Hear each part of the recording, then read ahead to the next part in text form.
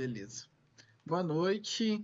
Bom ver a sala cheia assim logo cedo, né? Geralmente a gente fica esperando um pouquinho mais. Seja bem-vindo, Caio. Vou só te contextualizar como que é o nosso grupo aqui. É um grupo de leitura do livro Deus Pródigo. A gente está no capítulo 5 agora, onde a gente vai conversar sobre o verdadeiro irmão mais velho, né? Então a gente vai passando cada estudo e a gente passa por um capítulo e aí a gente vai conversando sobre esse capítulo. Então pode ficar à vontade aí, se surgir alguma dúvida ou quiser contribuir, pode abrir o microfone ou pode mandar aqui no chat também que a gente vai ler. Então não precisa esperar para chegar no final do nosso estudo aqui para falar. Pode ir falando de acordo que a gente for dando o estudo.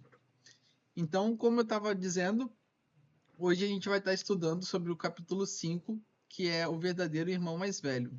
Até acabei me confundindo, achando que já era o 6 já, mas é, o capítulo 5 ele é muito importante, porque Tim Keller ele vai estar abordando sobre uma temática que, na visão dele, é como se Jesus, naquele momento ali, estivesse omitindo quem é o verdadeiro irmão mais velho, ou seja, omitindo aquele que realmente pagou o preço ali de alguma forma nessa história. Mas aí eu vou começar aqui pelo início do capítulo, onde o Tim Keller ele começa nos encorajando, começa nos mostrando que a primeira coisa que precisamos é do amor acolhedor de Deus. Então, ele aborda que o pai, ali na história, ele vai ao encontro dos dois filhos. Então, tem o filho mais novo, saiu de casa, gastou tudo, estava afundado em seus pecados e está voltando para casa. Só que no meio do caminho, o pai já sai correndo e vai até o encontro dele, abraça ele, então traz ele de volta ao lar, né? E a mesma coisa acontece também com o irmão mais velho, né? O irmão mais velho ele sai da festa, ele se isola e o pai também vai ao encontro desse irmão mais velho aí, desse filho mais velho.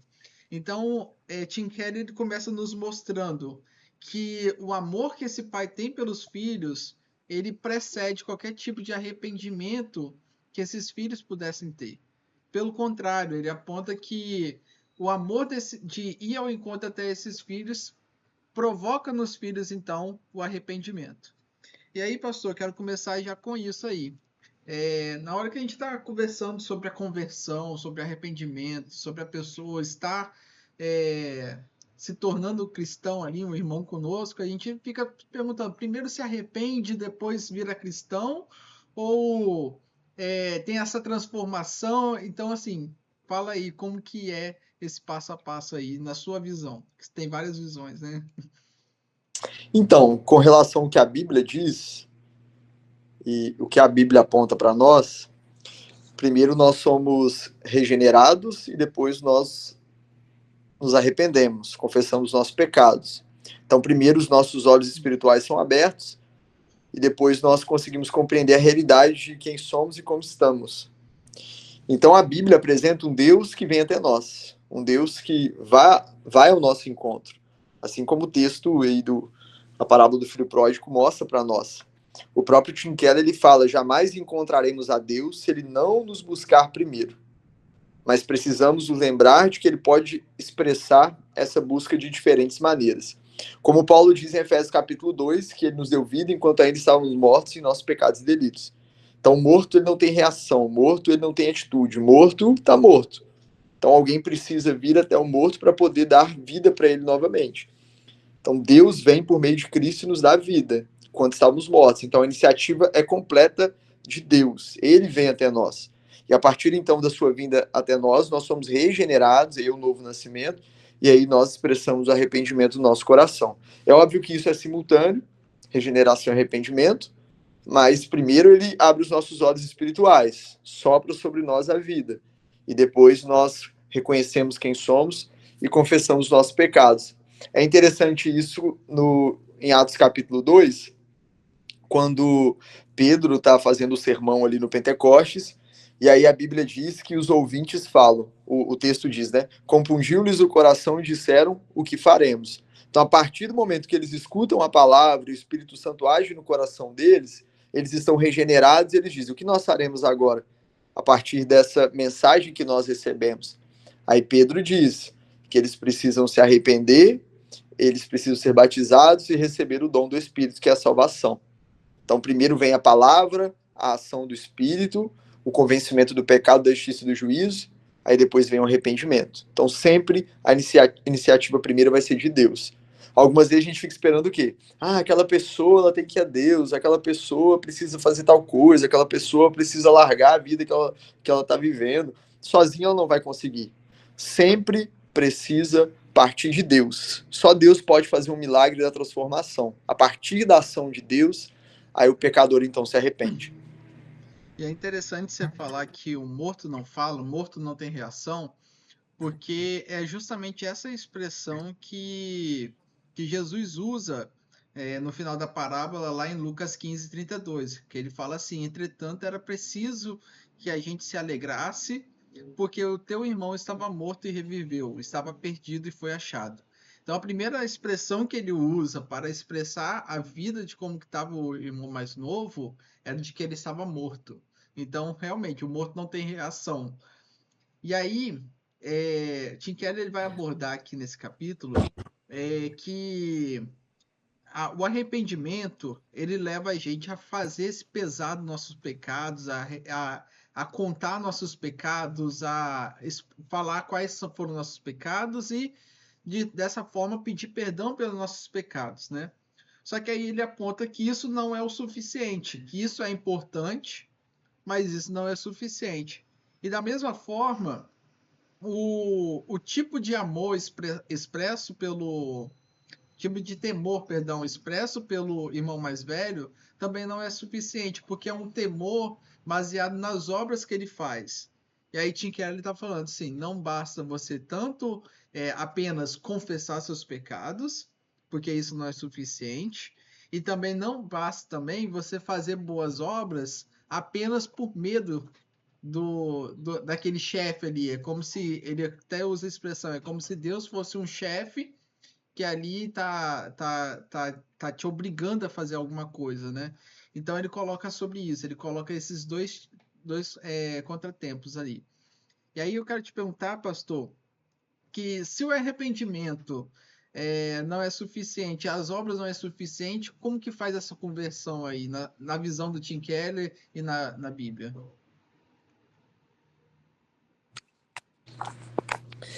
Então ele trabalha, o Tim Keller vai trabalhar sobre o que a gente precisa então para ser salvo, o que a gente precisa fazer para isso. E aí ele vai chegar à conclusão, ele fala aqui no livro, para chegar a Deus, precisamos nos arrepender do que fizemos de errado, mas se nos limitarmos a isso, continuaremos na condição de irmãos mais velhos. Aí ele fala assim, para passar por uma verdadeira conversão, precisamos nos arrepender também das razões pelas quais fazemos o que é certo. O pecado de tentarmos ser Senhor e Salvador de nós mesmos. E aí ele está fazendo uma crítica aos fariseus. Porque os fariseus achavam que a justiça própria deles poderia levá-los ao céu. Então aquilo que eles faziam de bom, de correto, de justo, segundo a ótica deles, os levaria para o céu. É ficar preso numa falsa bondade. Então a segurança deles era: eu sigo os mandamentos, eu participo das reuniões religiosas, eu deixo de fazer tais coisas, eu guardo os dias, eu guardo as festas, eu deixo de comer aquilo, tocar naquilo, beber aquilo. Então eu deixo de fazer as coisas e pela minha justiça própria eu vou para o céu. E aí Tim Keller está fazendo essa crítica, que é: quando faço isso, eu me torno Senhor e Salvador da minha própria vida. Então, não basta só me arrepender. Eu preciso entender que a minha justiça ela é um trapo imundo, como a Bíblia diz. Ela é suja. A minha justiça é um trapo imundo. Então, a minha justiça própria ela é incapaz de me salvar. Não tem como. Não tem como eu usar meus atos de bondade, por quê? E aí a Bíblia vai mostrar isso. E Paulo deixa isso bem claro em Romanos capítulo 3. Nós somos completamente depravados pelo pecado. não há bondade em nós. Ele diz: não há um justo sequer, não há ninguém que faça o bem, não há ninguém que busque a Deus. Todos estão extraviados, todos estão perdidos. Por isso que os fariseus, eles estavam tão perdidos, quanto, e aí olhando para a ótica aqui da parábola, o filho mais novo estava tão perdido, ou melhor, o filho mais velho estava tão perdido quanto o filho mais novo. Por quê?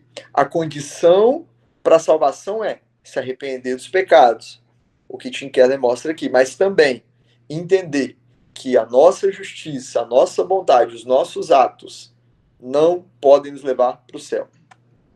E aí ele até coloca uma citação aqui de um dos professores dele do seminário, que a maior barreira entre fariseus e Deus não são os pecados, mas as condenáveis boas ações. Então, é como o senhor disse, eles achavam que apenas pelas suas próprias ações eles conseguiriam ali se ver livre do pecado, se ver puro.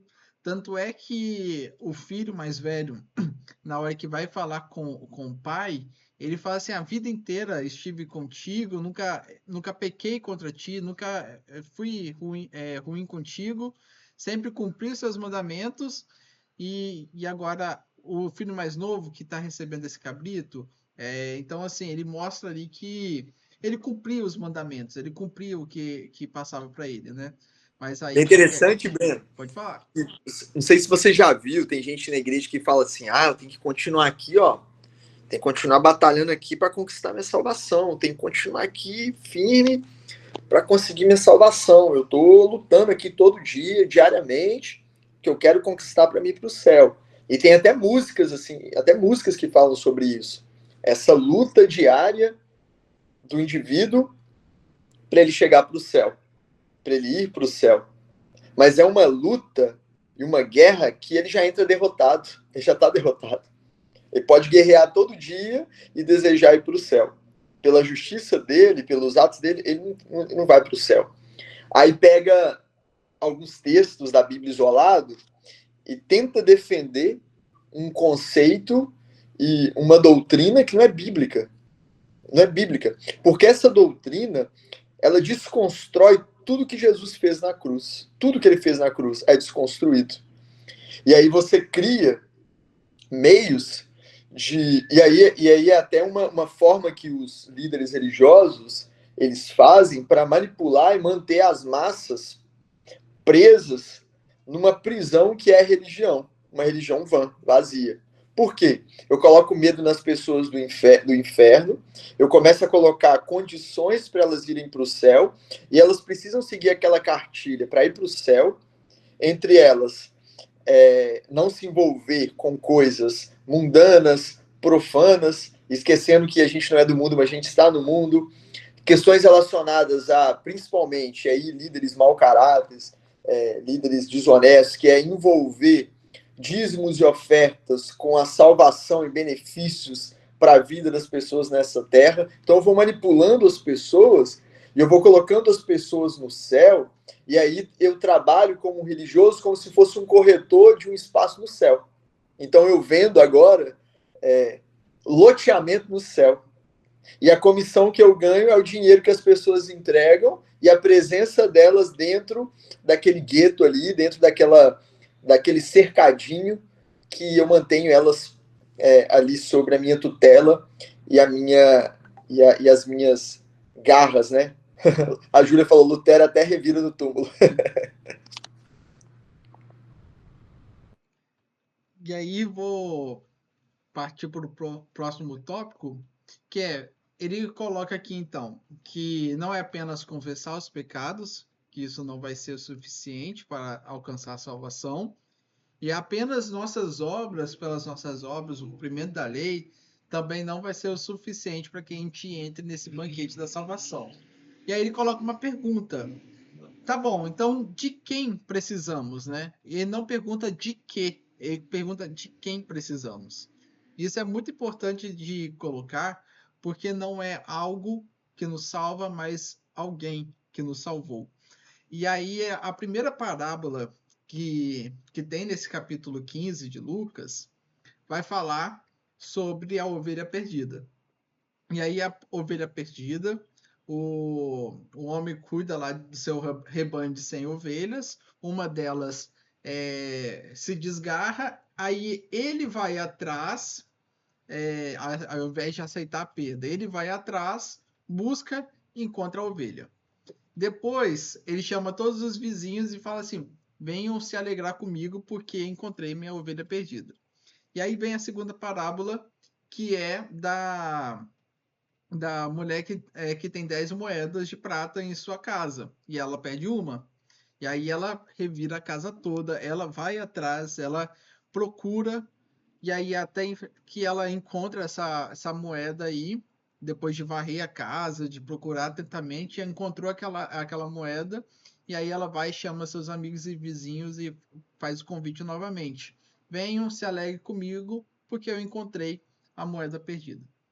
E aí, quando a gente olha para a terceira parábola, que é desses dois irmãos perdidos aí, a gente percebe que, que haviam irmãos que estavam perdidos, tanto fora da casa quanto dentro da própria casa, né? A gente viu isso nos estudos anteriores, né? Só que, e aí a gente percebe também que todas essas três histórias terminam com festa, terminam com banquete, né? Só que nas duas primeiras, a pessoa que perde, né? Então o pastor e a mulher, eles vão atrás do objeto perdido. E agora ele faz uma pergunta, beleza? Quem vai partir em busca do filho perdido, né? Porque a princípio nessa história não aparece o pai indo atrás, né, do filho perdido, né? Então assim, quem que vai partir atrás do filho perdido? E aí ele conta a história de que quem paga esse preço, quem corre atrás desse filho perdido é o irmão protetor, que é um irmão mais velho que está oculto nessa história. Ele cita aqui um exemplo de uma história que Edmund Clooney conta, né, reconta, na verdade, de um irmão, um jovem que estava na guerra do Vietnã e ele se perde. E aí o irmão dele vai atrás, ele se alista, vai até o Vietnã e sai buscando esse irmão até encontrar esse irmão aí. Então, o que o Tim Keller faz alusão aqui é que o irmão mais velho da parábola ele tinha que ter feito a mesma coisa. Então, a partir do momento que o irmão mais novo se perdeu, o irmão mais velho tinha que ter ido atrás. Tinha que ter buscado reconciliar ele e trazer de volta para o lar. Só que o irmão mais velho, como a gente viu, não faz isso. E aí o Tim Keller fala assim, mas alguém já fez isso por a gente. Então, quero colocar essa roupagem toda aqui para te fazer essa pergunta, pastor. O que era necessário que o irmão mais velho tivesse feito ali em prol do irmão mais novo que ele não fez? Então, o Tim Keller ele coloca, e ele aponta aqui no livro, no capítulo, que o irmão mais velho ele tinha que ir atrás do irmão mais novo.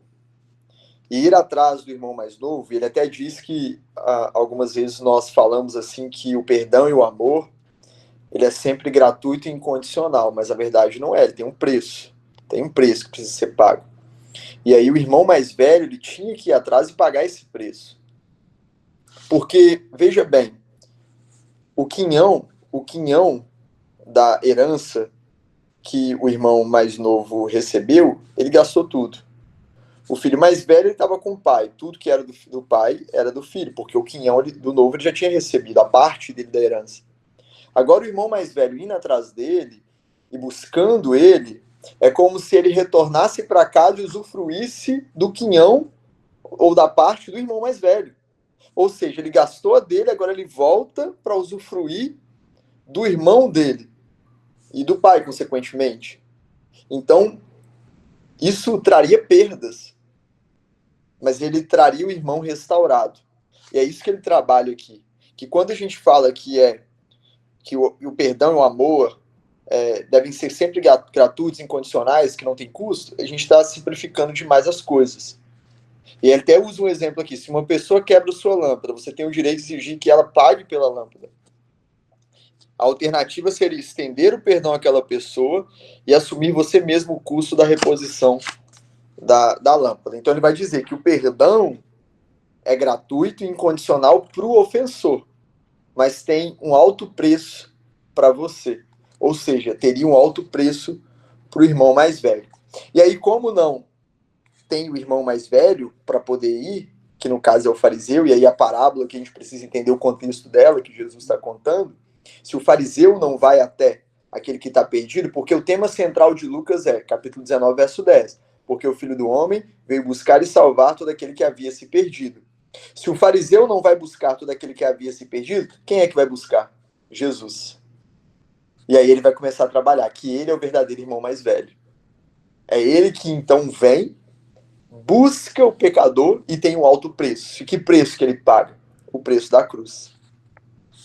E aí, antes da gente entrar sobre o verdadeiro irmão mais velho, eu gosto dessa parte que ele fala que o irmão mais velho respondendo ao pai, né? Fala que, perdão, o pai respondendo ao irmão mais velho na parábola, fala assim: meu filho, tudo que eu tenho é seu. E ele está falando ali literalmente, porque a partir do momento que no início da parábola lá houve essa repartição dos bens ali, da herança ali, onde o irmão mais novo recebeu o seu 1/3 e o irmão mais velho recebeu o restante, tudo que tinha dentro da casa do pai ali realmente era do filho mais velho. Então a roupa, o anel, o novilho gordo que estava lá sendo imolado para festejar com o irmão mais novo, era tudo do irmão mais velho.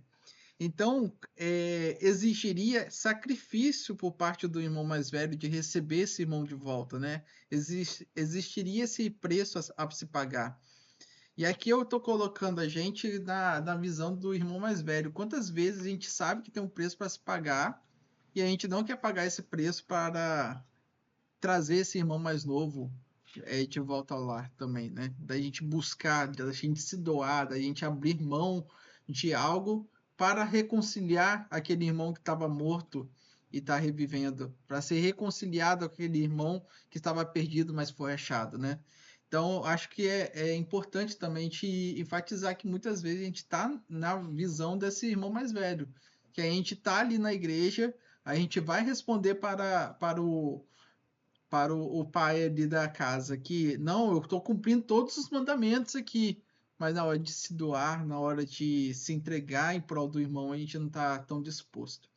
Mas aí Tim Keller coloca que alguém já fez isso, né? Que é Cristo Jesus, que é o irmão, o verdadeiro irmão mais velho ali, que nessa história aqui ele não aparece, mas Cristo veio então para então pagar pelos nossos pecados, né?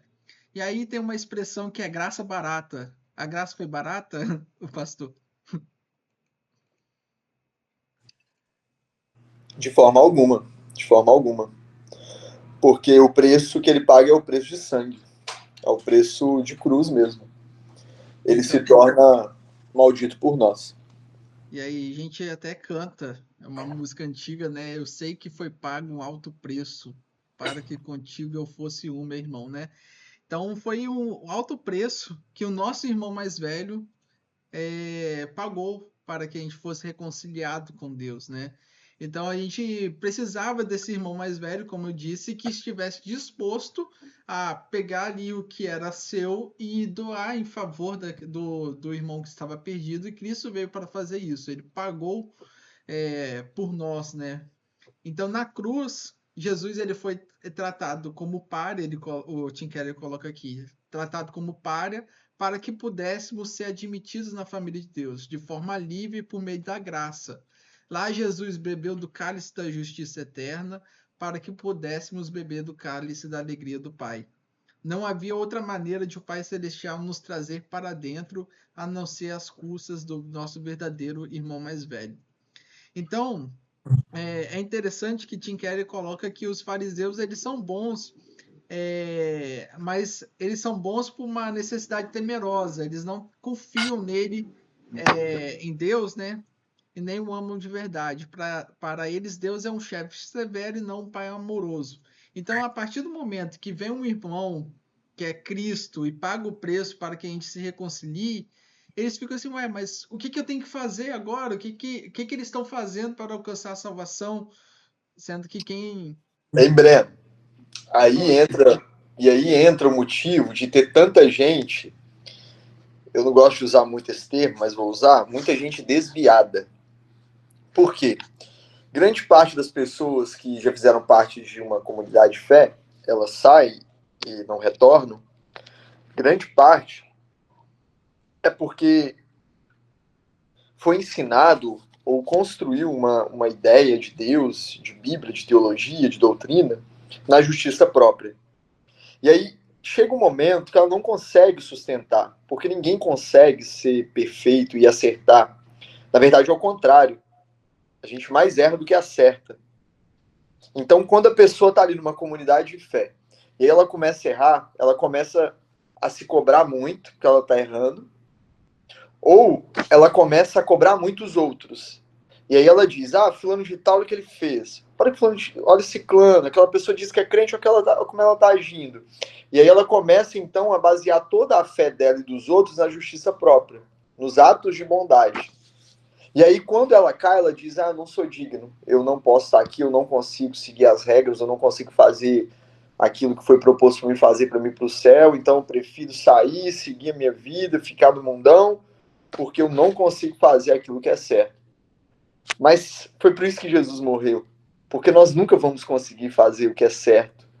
É óbvio que tem o caminho da santificação, que é lutar todo dia contra os pecados, lutar para ser parecido com Jesus, lutar para ser uma pessoa melhor, e isso o salvo tem que fazer. Mas ele peca, ele erra, ele falha, e a gente vai fazer isso até o fim da nossa vida. Quando a gente está muito preso em nós, é o que ele fala aqui. É interessante. Ele fala sobre Newton, aí depois ele tem a sua impressão sobre aquilo que Newton falou.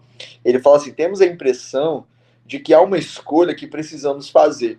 Ou nos afastamos de Deus e atendemos ao desejo do nosso coração, a exemplo do que fez o irmão mais novo, ou reprimimos nosso desejo e cumprimos nosso dever moral à semelhança do irmão mais velho. Isso é terrível, porque os dois estão perdidos. Os dois. E antes dele citar essa parte aí que ele fala do Newton, ele cita uma história de um filme que é As Três Estações, né? Que vai falar ali sobre a história de Rai e de Lan. E aí Rai, ele era um homem que trabalhava ali como condutor do ciclo rickshaw, que é aquele combinado de um rickshaw com uma bicicleta, aquele transporte, eu acho que é indiano, se eu não me engano, Vietnã que tá aqui, perdão. E a Lan é uma prostituta. E aí, qual que era o sonho da Lan? A Lan, ela se prostituía para ganhar dinheiro, para que finalmente, quando ela ganhasse dinheiro, ela pudesse viver no mundo de hotéis luxuosos, no mundo de onde a pobreza não mais assombraria ela. Então ela começa a se prostituir para guardar dinheiro. E aí chega um dia que o Rai, é, vendo aquela situação ali, ele participa de uma corrida de ciclo rickshaw, ganha o prêmio principal e com aquele dinheiro ali ele pega a lã, por quem ele é apaixonado, leva até um hotel e fala assim: pronto, agora você pode ficar aqui e não precisa fazer nada, não precisa fazer amor comigo, você só precisa ficar aqui e aproveitar o hotel, já que seu sonho era ter o hotel. E aí ela fica assustada, como assim? O que está acontecendo? Ele está pagando, então ele tá fazendo isso só para me usar, ele tá abusando do poder do dinheiro dele. Então, assim, no momento ali ela fica meio em conflito, mas depois ela aceita aquela atitude. E o aceitar daquela atitude bondosa que o Rai faz com ela faz com que ela comece a se afastar do mundo da prostituição e ela perceba que ela não precisa mais se prostituir para desfrutar daquele objetivo que ela queria, né? E aí Tim Keller ele faz essa alusão que Jesus Cristo ele tinha todo Jesus Cristo que tem todo o poder do mundo, ele nos viu escravizado pelas mesmas coisas que a gente pensa que iria nos libertar. Então, muitas vezes a gente acha o que vai nos libertar são nossas boas obras, o que vai nos libertar é o nosso arrependimento por si só. Só que quem paga o preço, quem paga a dívida pelos nossos pecados, nos comprando, é Cristo. E é a partir do momento que a gente aceita que é Cristo quem pagou pelos nossos pecados, que a gente vai ter esse coração finalmente sossegado e a gente vai poder entrar na casa do Pai. E aí, John Newton cantando Amazing Grace, né? John Newton que escreveu a Amazing Grace, ele menciona um trecho que é prazer e dever, antes opostos, depois de vista a graça, agora unidos sempre. Então é a união do prazer de estar com Deus e o dever de obedecer às suas leis. Quando nós entendemos isso aí que você acabou de dizer, e ele fala aqui no final da página 75, à medida que contemplamos a beleza do seu ser, somos libertos do medo e da carência que gera irmãos mais novos ou irmãos mais velhos. Isso é muito profundo, porque quando nós compreendemos isso, compreendemos a pecaminosidade do ser humano, a incapacidade do homem de ir para o céu, nós não nos lançamos ao pecado como libertinos, ou seja, como irmãos mais novos, ir lá e deleitar sobre tudo que o mundo caído oferece, mas também nós não ficamos presos na nossa justiça, na nossa própria justiça. Nós não ficamos presos, nossos atos de bondade, como se fossem capazes de nos levar para o céu. Nós nos deleitamos no Cristo que morreu por nós e isso basta, isso basta. Por isso, quando nós compreendemos o Evangelho, de fato, ele se torna mais leve para nós, porque Cristo tira essa carga sobre nós. E quando nós compreendemos isso, nós não vivemos uma vida de culpa, aquela vida de ficar se culpando o tempo todo, mas uma vida equilibrada, entendendo que somos humanos. Somos humanos. E isso é a beleza da vida, isso é o conceito da santidade. A santidade é nos levar a ser humanos, é isso que nós somos. Somos carentes de Deus, precisamos dele, somos pecadores, humanos. Não somos anjos, não somos super-homens, super-humanos, não somos deuses, somos humanos. Carentes de Deus, pessoas que são dotadas ao erro, mas que têm o Redentor. E aí a gente pode descansar em paz, sem nos cobrar tanto e sem viver uma vida de pressão, como se Deus estivesse com um chicote o tempo todo pronto para nos punir. Igual Lutero pensava. Deus está ali o tempo todo pronto para me punir, se eu não fizer aquilo que eu entendo que deve ser feito para me poder receber a bênção dele e para me poder ir para o céu. Deus não é um ser que está com um chicote, mas ele é como se fosse uma mãe que nos toma no colo. A Bíblia diz isso, é uma mãe que nos toma no colo. E ele está ali disponível para nos amar, para cuidar de nós e para nos perdoar. E aí a gente chega no final desse capítulo, né, onde Tim Keller coloca: jamais deixaremos de ser irmãos mais novos ou irmãos mais velhos, enquanto não reconhecermos nossas necessidades, enquanto não descansarmos pela fé, enquanto não admirarmos a obra de nosso verdadeiro irmão mais velho, Jesus Cristo. Então é descansar. Então é descansar em Cristo. E aí, pessoal, se quiser abrir aí para pergunta, perdão, a gente vai abrir agora para pergunta, né? Se vocês quiserem contribuir, pode mandar aqui no chat. Quiser fazer alguma contribuição. Cirlei geralmente tem 10 perguntas, então até terminei o estudo mais cedo aqui para Cirlei fazer as 10 perguntas dela.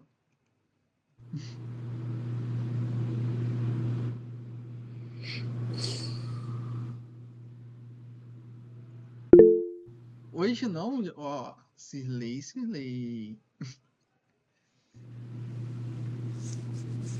Júlia, Caio, mais quem? Lucas, Rose, vocês têm alguma pergunta? Elisete, Iana. Aí, Júlia tá tranquila. Foi muito bem explicado.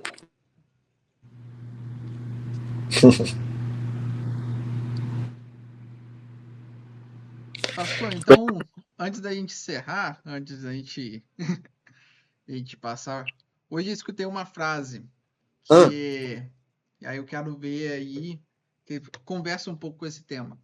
Vou É até te falar, né? que o diabo, ele tem como interesse que a nossa fé seja como a dele. Que como assim? Que o diabo, ele crê em Cristo, ele crê em Deus, mas ele o teme. E muitas vezes o que ele tenta fazer conosco é fazer a mesma fé, fazer com que a gente acredite em Cristo, acredite em Deus e apenas tenha medo dele, não tenha esse descanso. E aí eu vou colocar essa pergunta aqui, já que ninguém perguntou, né? Qual que é o objetivo assim do diabo em nossas vidas para nos manter dentro da igreja, mas mesmo assim afastado de Deus? Perdão, quais são as artimanhas, né? Então, segundo, olhando o contexto do nosso estudo hoje, até porque esse debate aí é amplo, mas olhando para o contexto hoje, o que o diabo quer de nós é que a nossa fé seja pautada na nossa própria justiça e no controle das nossas próprias vidas e, e no controle que nos leva para o céu. Então, quando eu acho que eu tenho controle da minha vida e eu posso me conduzir para o céu, eu estou fazendo aquilo que Adão e Eva fez lá no paraíso, que é querer ser como Deus. E o que o diabo fez ali, coma da árvore do conhecimento do bem. E Deus havia dito que não era para comer. Mas ele tenta a mulher, consequentemente o homem, para que eles pudessem desejar ser como Deus. Que aí é o pecado que a galera lá de Babel comete ao construir uma torre, que aí causa a divisão das línguas. Que é querer chegar ao céu, querer estar onde Deus está, que é o orgulho. O orgulho, a soberba, aquele controle das coisas, esquecendo que nós não temos controle de nada. Que Deus, ele é soberano. E é ele que deve ser supremo, suficiente sobre as nossas vidas. E aí a gente precisa nos colocar, como Salmo 90, como pó. Nós somos pó. Nós somos completamente carentes de Deus. Então, o que o diabo quer fazer de nós? Ele quer conduzir a nossa vida de uma forma em que o nosso comportamento é de que somos deuses e controladores da nossa existência. Beleza. Alguém tem pergunta? Júlia falou que isso me lembra Cartas de Diabo e seu Aprendiz. C.S. Um dos meus C.S. primeiros livros do C.S. Lewis. Eu acho que foi o primeiro. Mas depois eu fui pra Nárnia. Agora tem um monte aqui. Beleza, então. Eu acho que já que o pessoal não tem perguntas, quer fazer alguma consideração antes de orar, pastor? Não, tudo certo, acho que eu falei muito já. Beleza. Só agradeço a presença de todo mundo aí, principalmente do Caio, foi a primeira vez que ele participou. Espero que você tenha gostado, Caio, que você volte nos outros estudos. Gostei demais, valeu. E aí, Caio, qualquer coisa depois você pode pedir aí a Júlia para passar seu contato, eu te coloco lá no grupo onde a gente manda o link. E aí eu vou mandar também o link das gravações que a gente gravou, as outras passadas. Aí se você quiser assistir pelo YouTube ou pelo Spotify, tem como você escutar a gente aí conversando. Aí, Breno, ó, já temos eu, Lucas, Caio e Júlia. 4 mineiros, hein? 4 mineiros, estamos tomando conta desse trem. Pois é. Tá invadindo. A Iana também é mineira, não? Não, Iana é capixaba. Ah, eu achava que ela O era sonho mineira da Iana é também. ser mineira, né? Mas ela é capixaba. E já cortou? Hã? Vai cortar agora, né? Não, vamos orar. Aí a A gente gravação? encerra. Ah, tá. Então depois da oração, aí você consegue cortar e depois eu vou falar uma coisa depois de você cortar. Aham, beleza. Tá bom. Deus, nós te agradecemos pelo tempo que passamos aqui. Obrigado por tudo que aprendemos. Que o Senhor nos ajude, Deus, a realmente crer em tudo que fomos movidos aqui a entender. Algumas vezes, Senhor, é tão difícil para nós. Algumas vezes nós temos medo do Senhor e achamos que os nossos atos podem nos levar ou nos tirar do céu. Nos perdoe por isso. Nos perdoe porque nós queremos ser os agentes da nossa salvação. E esquecemos de descansar em Cristo Jesus, nosso bendito Senhor, e o nosso verdadeiro irmão mais velho, na ótica da parábola do filho pródigo. Nos perdoe por isso, Senhor. Nos ajude, tenha misericórdia de nós. Se há alguém aqui hoje, tanto participando ao vivo, quanto ouvindo ou assistindo posteriormente, que está dessa forma, que o Senhor possa trazer paz para os seus corações, e que eles possam entender que foi pago um alto preço por eles, e que eles podem descansar, que o merecimento deles estão naquilo que Cristo fez na cruz por eles, e que eles possam crer de todo o coração e viver uma vida sem peso, mas uma vida de tranquilidade, sabendo que um Pai amoroso cuidou e cuida de cada um deles. E por meio de Cristo eles vão para o céu, não por eles, mas pela obra de Jesus. Nós te agradecemos assim e oramos em nome de Jesus. Amém.